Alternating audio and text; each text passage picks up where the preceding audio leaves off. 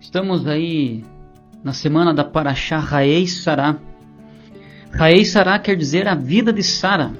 Eu vou passar aí nos slides um kitsur desta Parashá. Na verdade é um resumo do resumo da Parashá. Vejam aí nos slides por gentileza. A morte de Sara é a negociação de Abraão com os heteus. Abraão adquire diante dos homens o direito e a posse do campo e de um local de sepultura. Abraão busca uma esposa para seu filho Isaque através do envio de seu servo.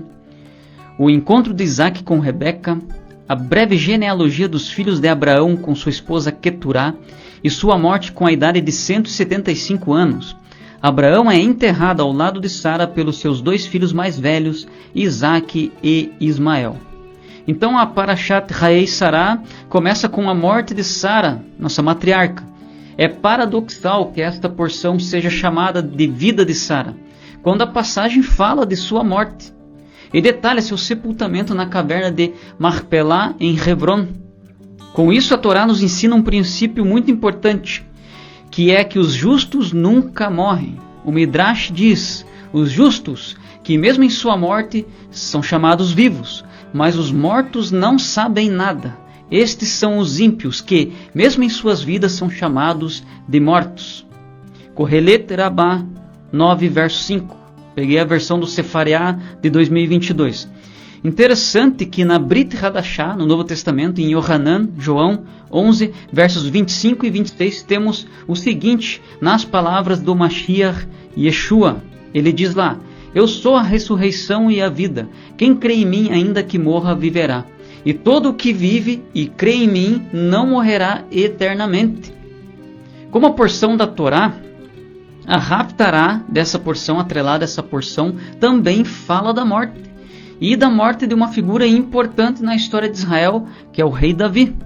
Davi é um personagem grandioso, cujas suas histórias, entre aspas, como por exemplo, sua famosa batalha com Golias, permeiam o mundo da imaginação dos povos, da imaginação popular, por causa aí desse status lendário de suas histórias. Alguns duvidaram da historicidade do rei Davi, relegando os relatos bíblicos a um mero mito. Ainda assim, em 4 de agosto de 2005, uma arqueóloga israelense de terceira geração, Eilat Mazar, descobriu o que pode ter sido o palácio do rei Davi.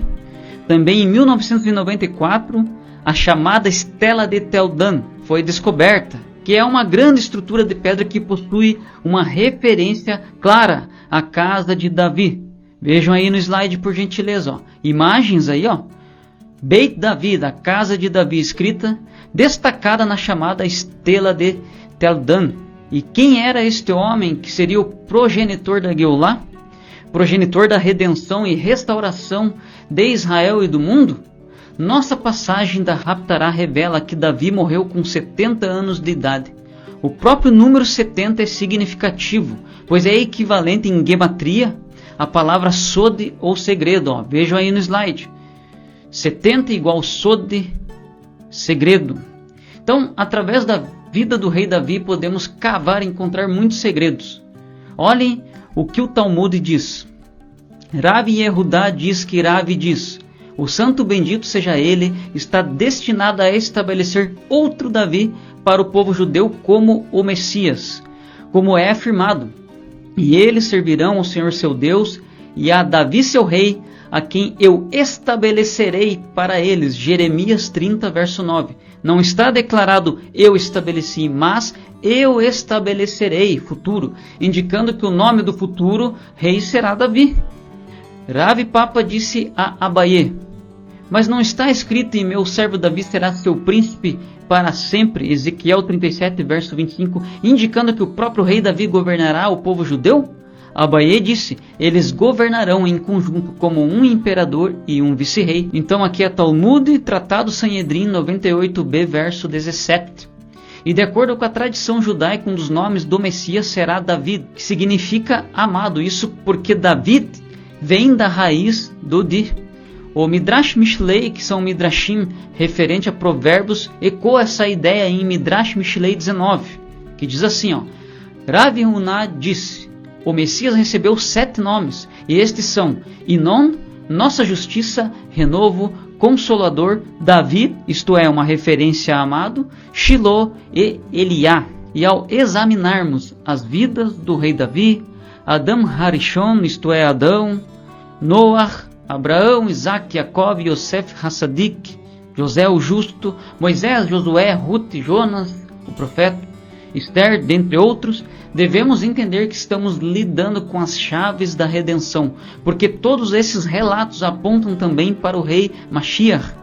O Zohar estabelece um princípio fundamental para a compreensão deste conceito.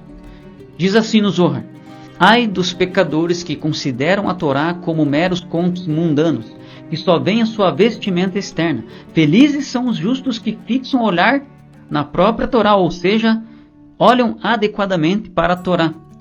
O vinho não pode ser guardado em uma jarra, ou seja, aqui está querendo dizer que o vinho precisa de uma vestimenta específica. Então a Torá precisa dessa vestimenta externa, ok? Então estas são as histórias e narrativas, mas cabe a nós penetrar por baixo delas. Zohar 152a, Sonsino Press Edition. Então a Torá é fonte inesgotável, e ao estudar a vida de Davi, não estamos apenas olhando para o passado, mas contemplando o projeto para o futuro, a redenção, a pessoa do Mashiach. De acordo com o Pirkei de Rebi Eliezer 19, foi mostrado a Adão todas as gerações da humanidade. E ele viu que Davi estava destinado a morrer logo após o seu nascimento.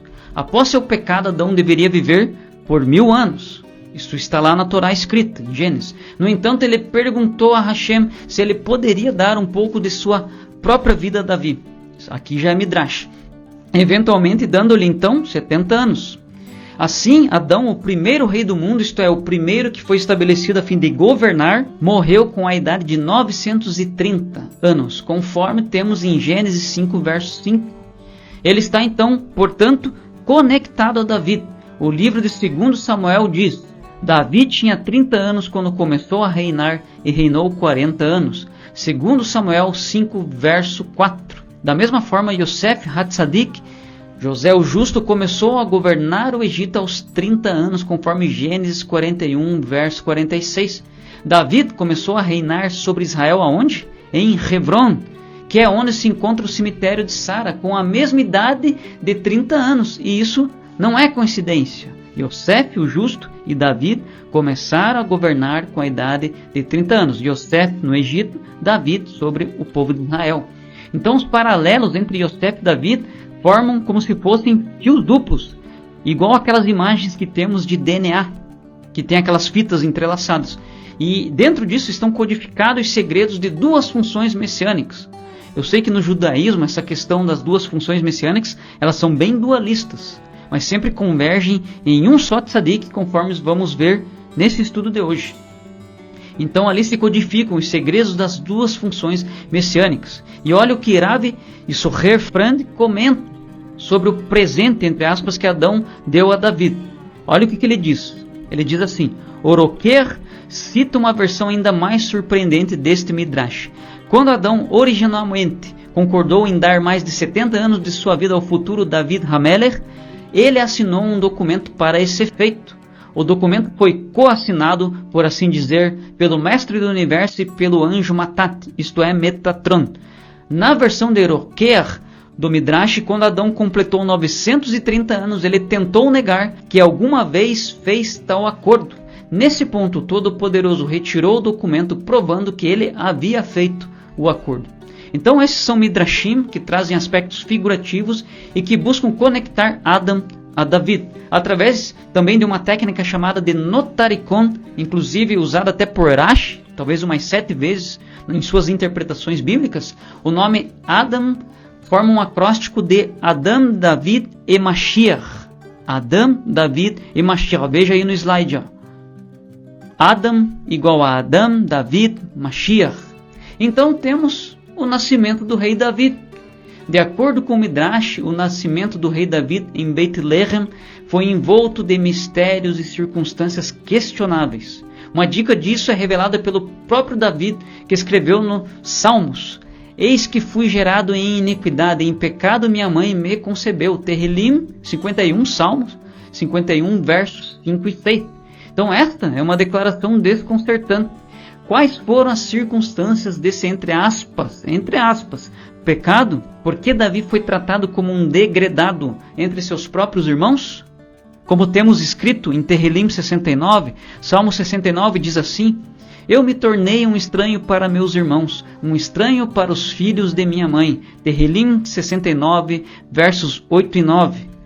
Hannah Weisberg, que é uma judia contemporânea muito ativa em meio à comunidade Chabad, preenche essas circunstâncias de fundo, utilizando inúmeras referências como midrashim diversos e comentários dos sábios, referente ao nascimento do rei Davi. Então, no seu artigo, olha o que ela diz. O que fez com que o rei Davi enfrentasse uma humilhação tão intensa, a ser evitado por seus próprios irmãos em sua casa, como diz, eu me tornei um estranho para meus irmãos. Também pelos sábios da Torá que estavam sentados em julgamento nos portões, como diz, aqueles que sentam-se perto do portão e falam de mim. E pelos bêbados nas esquinas, como diz, eu sou a zombaria dos bêbados. Quando Davi nasceu, esta família proeminente saudou seu nascimento com total escárnio e desprezo. Davi não teve permissão de comer com o resto de sua família, mas foi designado para uma mesa separada, no canto. Foi-lhe dada a tarefa de pastor, porque esperavam que uma fera viesse e o matasse enquanto cumpria as suas funções, conforme Siftei Kohen em Vayeshev, e foi por isso que ele foi enviado para pastar em zonas perigosas, repletas de leões e ursos. Apenas uma pessoa, durante a juventude de Davi, sofreu com sua situação injustificada e sentiu um vínculo profundo e incondicional de amor por essa criança, que só ela sabia que era verdadeiramente pura. Esta era a mãe do rei Davi, Nitzevet Bat Adael, que sentiu a intensidade da dor e rejeição de seu filho mais novo como se fosse sua. Então entende-se também que Ishai, que é Jessé, o pai de Davi, era um estudioso da Torá, mas que foi atormentado por uma questão halárrica. Isso quanto à legitimidade de seu casamento com Nitzevet, certo? A razão é que Jessé, Ishai, descendia de Rute, uma moabita. E essa questão cercou a interpretação de Deuteronômio 23, verso 3, que diz que nenhum moabita deveria entrar na Assembleia de Hashem. Embora Halachá dissesse que esse versículo se aplicava apenas a um moabita do sexo masculino. Esse conceito da Halachá, então, ele não era amplamente conhecido. Daí a dúvida de Ishai, de Jessé. Rashi comenta sobre Miqueias 5, verso 2, o seguinte, preste atenção. E você, Belém Efrata, de onde Davi emanou, como está escrito em 1 Samuel 17, verso 58. Filho do teu servo Ishai, Jessé, o Belemita. E Belém é chamada de Efrata, como é dito em Gênesis 48, verso 7.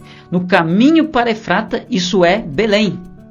Você deveria ter sido o mais baixo dos clãs de Judá. Você deveria ter sido o mais baixo dos clãs de Judá por causa do estigma de Rute, a moabita, em você.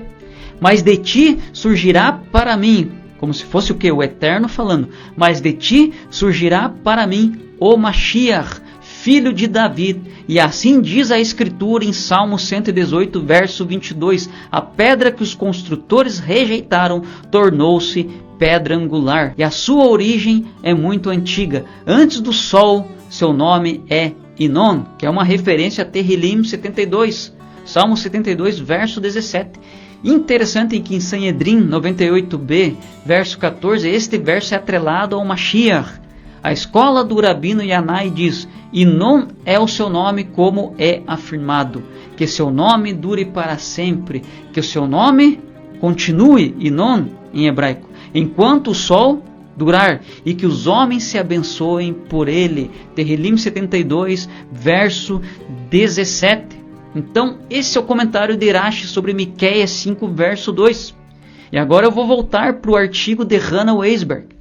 Lá ela explica que Ishai, julgando-se incapaz de se manter casado com uma judia, pretende então se afastar de sua esposa judia, Nitzevet. Nitzevet era uma verdadeira israelita. Então, nesse caso, Ishai estava agindo como que buscando ser íntegro em sua perturbação halárrica. Ele pensava, não posso continuar com uma verdadeira israelita, pois tenho uma moabita em minha ascendência, eu tenho uma moabita em meu sangue. Então ele se decide ali se afastar de sua esposa judia e puxa lá uma serva cananeia para se casar com ela, enfim, ter ali uma relação com ela e progredir ali com um casamento com essa serva. E aí, como Raquel e Lia, que trocaram de lugar, através da ação da própria serva cananeia que Davi tomou, essa serva cananeia viu ali o sofrimento de Nitsivete e armou um plano junto com Nitsivete, e vai lá e troca de lugar com a serva. Então Nitsivete vai lá, faz ali uma breve oração diante do Todo-Poderoso e se lança nesse propósito. E aí sim, o rei Davi é concebido, sem que Ishai percebesse, certo? Só que até esse ponto já era sabido de todos que Ishai havia afastado Nitsivete. Ele já havia se afastado dela. E aí, quando a barriga de Nitsivete começou a aparecer, suspeitou-se que ela cometeu adultério, que ela se deitou com outro homem, e que Davi então era um mamzer, um filho ilegítimo. E Hannah Weisberg continua no seu artigo. Depois de 3 meses, a gravidez de Nitsivete tornou-se óbvia. Enfurecidos, seus filhos desejavam matar sua mãe aparentemente adúltera e o feto ilegítimo que ela carregava. Nitsivete, por sua vez, não envergonharia o marido revelando a verdade do que havia ocorrido, como sua ancestral Tamar, que, claro, estava preparada para ser queimada viva. Então, em vez de envergonhar Judá, conforme os Midrashim e comentários de Gênesis 38, Nitsivete escolheu um voto de silêncio ali naquele contexto. E como Tamar, Nitsivete também seria recompensada por seu silêncio, ali no caso de Nitsivete, com um filho de grandeza, que seria o antepassado de Mashiach. E se você cavar na lei oral, esta mesma acusação foi apresentada contra Yitzhak, que nasceu milagrosamente através de Abraão e Sará. Então o padrão da redenção parece carregar essa questão de que a linhagem do Redentor, a linhagem de Mashiach, seria questionada e insultada. Yeshua de Nazaré, que nasceu milagrosamente, enfrentou e enfrenta essas mesmas acusações até hoje, a respeito ali da família do Mashiach.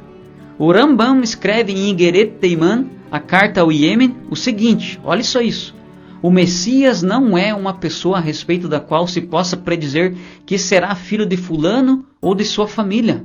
Pelo contrário, ele será desconhecido antes de sua vinda, mas ele vai provar por meio de milagres e sinais que ele é o verdadeiro Mashiach.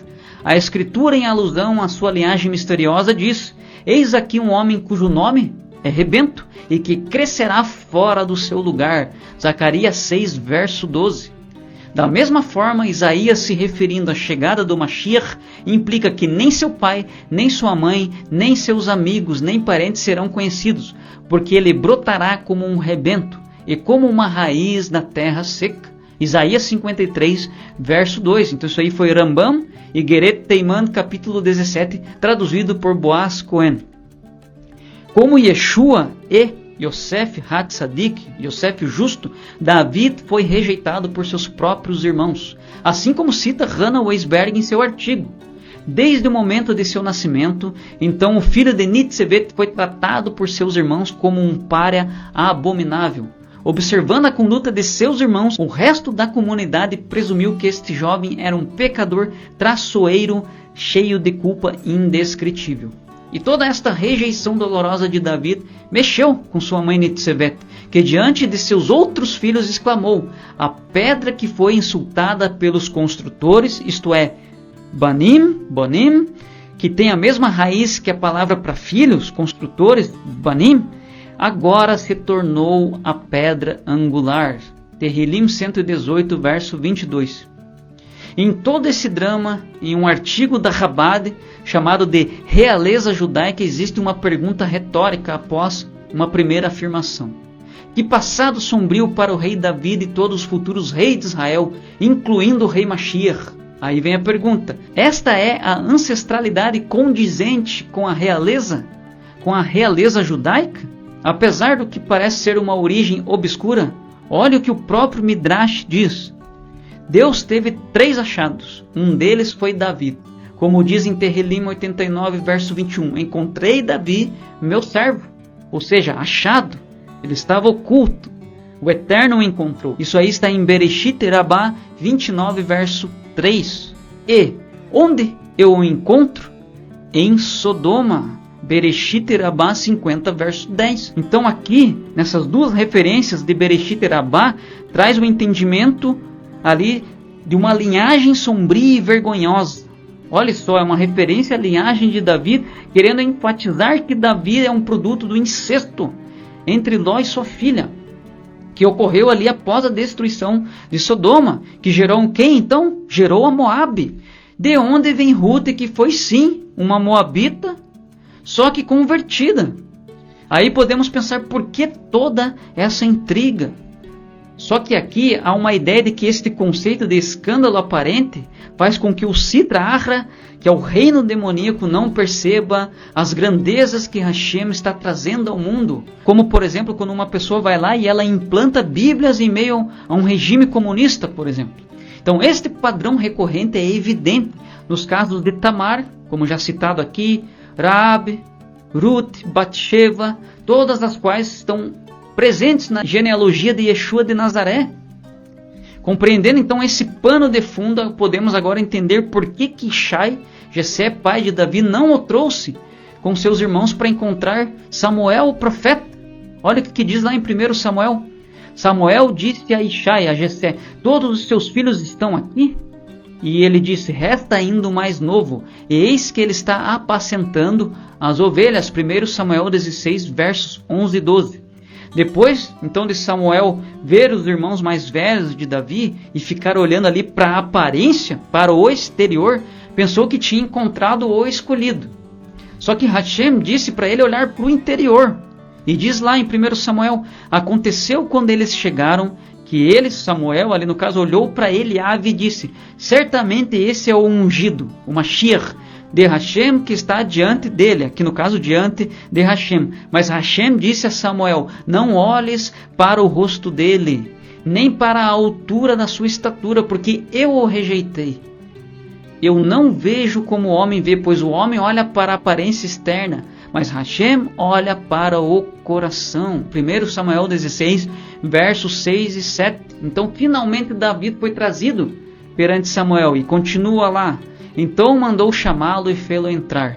E era ruivo, corado, vermelho, formoso de semblante, ou seja, tinha bons olhos, e de boa presença. E disse Hashem: levanta-te e unge-o, porque é este mesmo.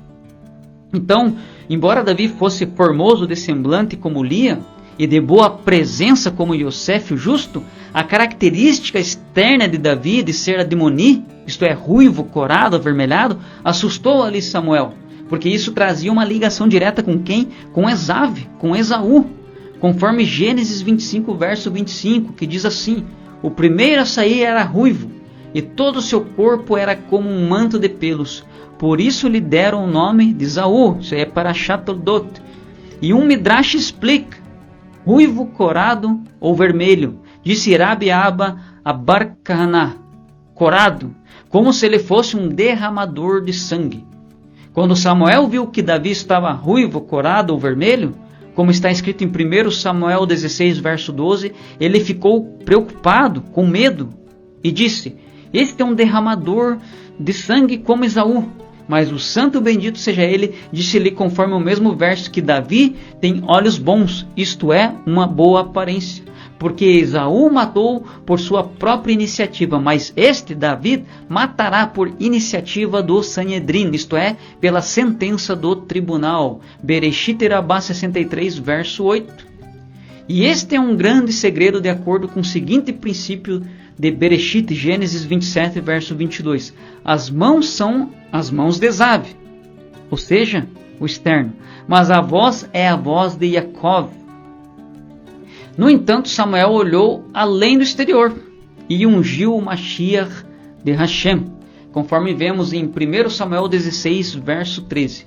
O conceito é que o rei Mashiach ficará oculto no meio dos inimigos de Israel, assim como os redentores do passado, Yosef e Moshe, ficaram no Egito, Esther na Pérsia.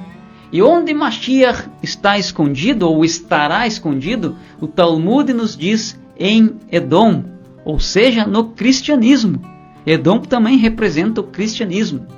porque Edom representa, na visão talmúdica, todo o sistema que não está dentro do reino de Deus, é um sistema que está à parte do reino de Deus. Então, Edom também se refere ao cristianismo. Como Samuel, o profeta, então nós devemos olhar além do neglé, isto é, o revelado, o externo, para o nistar, isto é, para aquilo que é oculto, para a ocultação, a fim de encontrarmos o Tzadik, Mashiach. Rav Isaiah Horovitz comenta em sua obra Shnei Luchot Habrit o seguinte: vemos pelo exposto que Jacó e José repararam os danos causados pelo ruivo, visto que ambos odiavam Esaú, isto é, não se associaram aos caminhos de Esaú. E o que os nossos sábios disseram sobre Adão dar 70 anos de sua vida a Davi também é verdade. O objetivo principal de conceder vida a Davi era de reparar o dano feito por Adão ao universo de Hashem. Sem esse dano, uma era messiânica com todos os seus benefícios para a humanidade não seriam necessários. A imagem divina de Adão também precisava ser restaurada, em primeiro lugar, por meio da vida construtiva dos patriarcas. Ou seja, o tikkun final também do pecado de Adão será através do descendente dos nossos patriarcas, que é quem? Mashiach. Então o tikkun final será através da missão de Mashiach. Então é todo um processo de tikkun durante a história do Eterno, através dos patriarcas. Então o descendente de Davi trará a plena restauração ao mundo. E temos mais uma conexão entre Davi e Mashiach que eu quero trazer agora aqui, são inúmeras na verdade, que é encontrada nos escritos de Keli Yakar. Assim como Davi tocou a harpa, diz nos escritos de Keli Yakar que a harpa, ou a lira de Mashiach, terá 8 cordas. Aqui Keli Yakar está citando o Talmud Aharim 13b, verso 11, que tem como comentário: o número 7 representa o ciclo da criação. O número 8 representa a circunferência, aquilo que está além do perímetro de tempo e espaço, isto é, o infinito ou a eternidade. Aqui é o entendimento do convergir total de céus e terra. Ainda sobre o oitavo diz: é por isso que a presença divina veio habitar no acampamento israelita no 8º dia. Isso também é mencionado no ditado de nossos sábios no Talmud Aharim 13b, verso 11, que a lira de Mashiach tem 8 cordas. E sobre Yeshua ben David, o Mashiach, é dito em Mateus, Brit Hadashah agora, Mateus 12, verso 23b. É este, porventura, o filho de Davi? O povo de Israel fez esta pergunta sobre Yeshua de Nazaré. Yeshua é referido como o filho de Davi na Brit Hadashah de muitas formas. Eu vou deixar as referências aí na tela, mas eu não vou ler cada uma delas agora. Então temos aí referências no Evangelho segundo Mateus, Marcos, Lucas, também nas epístolas Romanos, 2 Timóteo, Apocalipse, no livro de Apocalipse. E eu vou citar apenas a primeira referência. Um registro da genealogia de Yeshua, o Mashiach, filho de David, filho de Abraham. Mateus 1, verso 1. E usando uma técnica chamada de Roshei Teivot, que significa cabeças de letras, e colocando essa técnica invertida, ao contrário, essa cláusula, nas palavras Abraão, Davi e Mashiach, obtemos um acróstico para Adão. Veja aí na tela, Adão igual Abraão, Davi, Mashiach. E embora os evangelhos retratem muito Yeshua em termos da missão de Mashiach ben Yosef, isto é, o servo sofredor, eles também explicam especificamente que ele retornará como Mashiach ben David. E este conceito de unificação dos dois Meshrim, que eu costumo dizer também como as duas funções messiânicas, que a gente não pode ser tão simplista, porque existe um conceito dualista de dois Meshrim, existe no judaísmo, mas esse é um conceito que unifica as duas funções ou os dois Meshrim. Olha o que o Alter Rebbe declarou: após o nascimento de Mashiach ben David, assim que o mesmo receber a alma de Mashiach, ele também conterá dentro de si a alma de Mashiach ben Yosef. Isso daí está em Maamarim do Alter Rebbe, 5568, página 283. Então este conceito é repetido pelo Rebbe Nachman, que disse: há um tzadik, em quem esses dois Messias, Meshrim, isto é, funções, estão combinados. E sobre essa declaração de Rebbe Nachman temos o seguinte, eu vou ler aqui. Ele apresentou esse ensinamento na refeição matinal. Seus olhos tinham a aparência de 2 luas, pois ele disse que existem 70 nações, divididas entre os domínios de Esaú e Ismael. Aqui no caso são designações tradicionais da cristandade e do islamismo. Cada um desses domínios é composto por 35 reinos e eles serão conquistados no futuro pelos 2 Messias, isto é, uma alusão às 2 funções messiânicas, que são Mashiach ben Yosef e Mashiach ben Davi, e há um Tzadik, em que esses 2 Messias ou funções estão combinados. Diz que o Rebbe, aqui nesse caso, disse várias outras coisas, mais do que as que foram publicadas. Nesse ponto a mesa quebrou, porque muitas pessoas estavam se pressionando ao redor dele. Ele se tornou severo e disse, há gentios sentados em volta da minha mesa? Pois são estes então os tempos messiânicos, em que os gentios devem se aproximar do Tzadik, conforme Isaías 2, verso 2, todas as nações fluirão para ele. Pois temos em Isaías 2, verso 4, ele julgará entre os povos e corrigirá muitas nações. E esse trecho foi tirado de uma parte do livro Mestre Atormentado, a vida e a busca espiritual do rabino Nachman de Bratslav por Arthur Green. Olha só, Raham Yosef Ram, que viveu entre 1832 e 1909, também conhecido como Ben Ishai, foi um erudito da Torá e mestre da Kabbalah. Era reconhecido pela comunidade sefardita de seu tempo, tanto localmente quanto internacionalmente, como uma importante autoridade halakha. Ele também escreveu sobre a conexão entre os 2 Meshrim, isto é, as 2 funções messiânicas. Ele escreveu assim, o Messias Ben Yosef sofre enfermidades e aflições para expiar o povo de Israel e a destruição de Jerusalém e do templo. Ele é chamado de o leproso da casa do rabino, ou seja, aquele que sofre por Israel e Jerusalém. O Mashiach ben Yosef está sentado perto do jardim do Éden, sofrendo pelo povo de Israel. A pessoa justa em que a centelha do Messias ben Yosef entraria é da semente de David. Se encontrarmos um tzadik da semente de David sofrendo aflição, ele provavelmente contém uma centelha do Mashiach ben Yosef. E também no Kol Hator, que é a voz da pomba, um livro de pensamento judaico atribuído ao rabino Hillel Rivlin, um discípulo de Vilna Gaon, fala da unificação desses 2 Meshrim, isto é, as 2 funções messiânicas. Diz assim, no início da redenção, a madeira de Yosef e a madeira de Yehudá são pedaços de madeira em sua mão. Pedaços de madeira em sua mão, enquanto eles ainda estiverem divididos em 2 em um nível do despertar menos elevado. Mas no momento da redenção completa, quando os 2 pedaços de madeira se tornarem um em minha mão, isto é, na mão de Hashem, então os 2 Meshrim, as 2 funções, serão como 2 amigos inseparáveis. Eles terão se tornado um. Eles terão se tornado o rei Mashiach. E de acordo com o Rambam, Rabbi Moshe ben Maimon, em sua monumental obra Mishneh Torah, a missão de Mashiach ben Davi é a seguinte. Eu vou projetar aí na tela, olha lá, ó.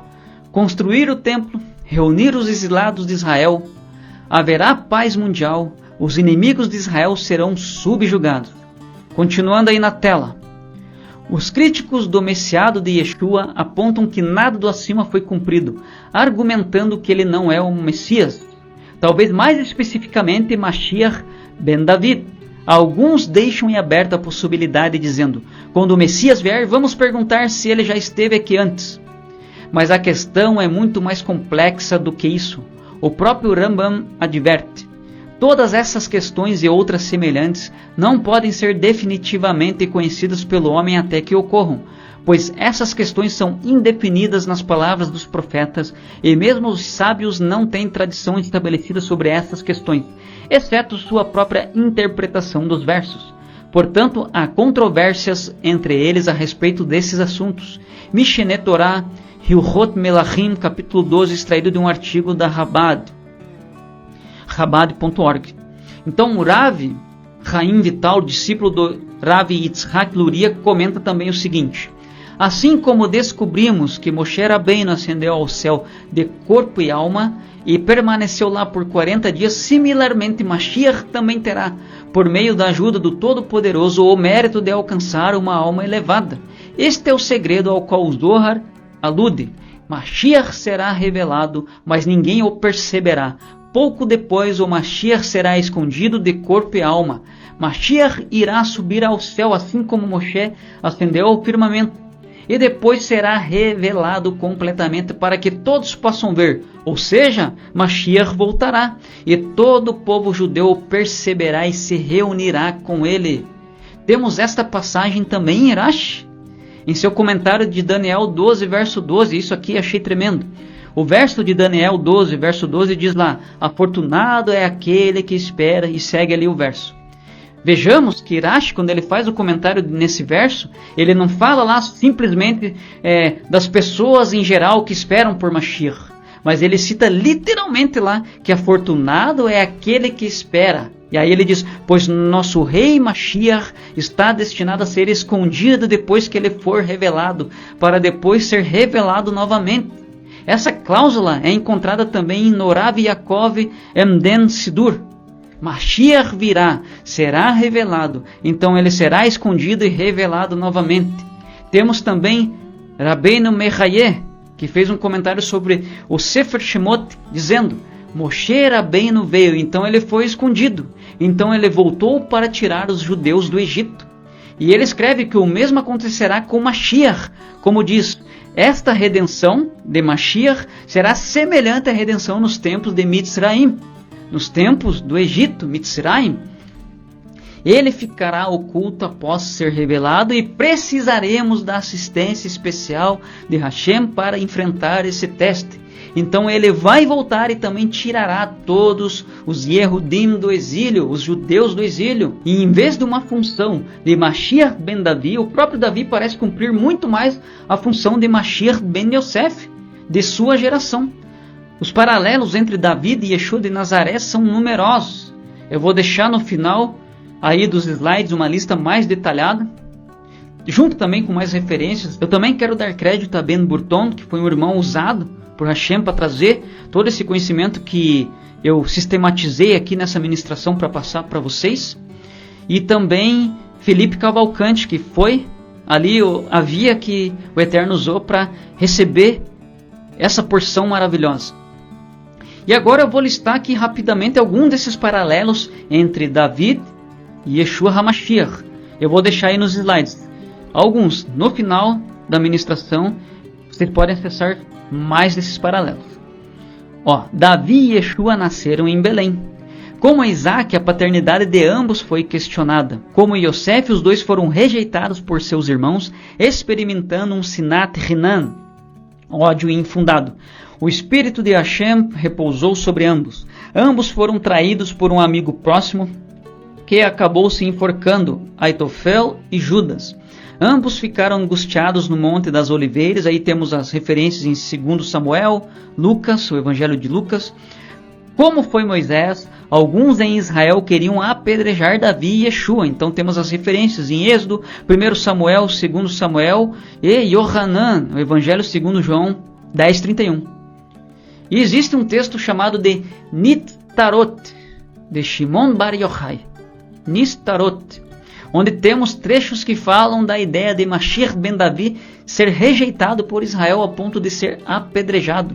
E eu vou projetar aí esses trechos na tela também. Vamos lá. O Messias da linhagem de Efraim, ou seja, Efraim é uma conexão a Yosef Hatzadik. O Messias da linhagem de Efraim morrerá ali, e Israel chorará por ele. O santo bendito seja ele, revelará a eles o Messias da linhagem de David, mas Israel desejará apedrejá-lo. Eles o desprezarão, como diz a Escritura, desprezado e abandonado pelos homens. Isaías 53:3. Ele deve se retirar e ser escondido deles, como a Escritura continua, como quem esconde os rostos de nós. Isaías 53:3 também. Mas na grande aflição de Israel, eles se voltarão e clamarão de sua fome e sede, e o santo bendito seja ele será revelado a eles em sua glória, como as Escrituras prometem, juntos toda a carne verá. Isaías 40:5. E o rei Messias brotará lá em cima, Como diz a Escritura, e eis que ele vem entre as nuvens do céu, Daniel 7, verso 13. E está escrito depois disso, e a autoridade foi dada a ele, Daniel 7, 14. Então estamos ansiosos para o dia em que as palavras de Isaías serão cumpridas. Pois, ó povo que habita em Sião, em Jerusalém, não chorarás mais. Certamente ele se compadecerá de ti, à voz do teu clamor. Quando ouvir, te responderá. E ainda que o Senhor te dê pão poupador e água escassa, ainda assim teu mestre não se esconderá mais, mas teus olhos verão teu mestre. Isaías 30, versos 19 e 20. Na Amidá tem uma oração pelo reino messiânico, que é a 15ª brachá, que é a seguinte: faz brotar depressa o rebento de Davi, teu servo, e exalta o seu poder pela tua salvação, porque é pela tua salvação que ansiamos todos os dias. Bendito sejas tu, Eterno, que fazes brotar o poder da salvação. E de acordo com um estudioso judeu, Yehudá Liebes, essa oração é muito antiga. Interessante que no Evangelho segundo Lucas parece que Zacarias, o pai de Yohanan, o imersor, cita uma oração totalmente conectada a essa 15ª brachá da Amidá. Zacarias cita essa oração como alguém que parecia conhecer muito bem essa 15ª brachá. Olhe como que Zacarias ora: bendito o Senhor Deus de Israel, porque visitou e remiu o seu povo, e nos levantou, levantou uma salvação poderosa na casa de Davi, seu servo. Lucas 1, versos 68 e 69. Incrivelmente, o nome de Yeshua é equivalente a David ben Ishai, Davi, filho de Jessé, na gematria. Veja aí na tela. Davi ben Ishai igual Yeshua igual 386. Ezequiel fala também do Mashiach ben Davi, que sim, teve Davi como seu ascendente, mas Ezequiel trata de Yeshua, que será o pastor final, nesse escrito, nessa cláusula. Diz lá: e constituirei sobre eles um só pastor, e ele os apacentará, o meu servo Davi. Ele os apacentará e ele será o seu pastor, e eu, o Senhor, serei o seu Deus, e o meu servo Davi, príncipe no meio deles. Eu, o Senhor, falei. Ezequiel 34, versos 23 e 24. E Yeshua diz: eu sou a raiz e a geração de Davi, e a resplandecente estrela da manhã. Apocalipse 22, verso 16b. E há um versículo em Mateus 28 que resume o Bessorá, o Evangelho, as boas novas, que diz: ele não está aqui porque já ressuscitou, Baruch Hashem. Mateus 28, verso 6a. E agora vamos para a tela novamente para encerrarmos esse shiur. Yeshua, o Messias, está vivo. Como Mashiach ben Yosef morreu pelos pecados de Israel e do mundo, e como Mashiach ben Davi, ele ressuscitou dos mortos, sendo levantado como primogênito dentre os mortos. Colossenses 1, verso 18. E nesta função de Mashiach ben Davi, ele vai voltar. Curiosamente, o nome Yeshua foi e é conhecido em Israel também como Yeshu, até em meio ao judaísmo tradicional, viu, pessoal? Até hoje. Que tem a gematria de Od Yosef Bnei Hai. Yosef, meu filho, ainda está vivo. Olha lá, ó. Od Yosef Bnei Hai igual Yeshu igual 316. Esta é a mensagem de Kol Hator, a voz da pomba. O Mashiach ben Yosef está vivo. O Mashiach ben Davi está vivo, e os dois são um. Yosef ainda está vivo, vivo ainda está Yosef. O filho de Davi está vivo e existe e perdura. Uma pessoa justa vive pela fé. A árvore de Yosef e a árvore de Yehudá se tornarão uma nas mãos do Eterno. Baruch Hashem. Baruch Hashem. Que o Eterno possa nos abençoar. Segue aí também as referências e mais espelhos entre Davi e Yeshua. E vocês podem acessar o link na descrição aí com essas referências e inúmeros espelhos entre Davi e Yeshua HaMashiach. Deus abençoe a todos em nome de Yeshua.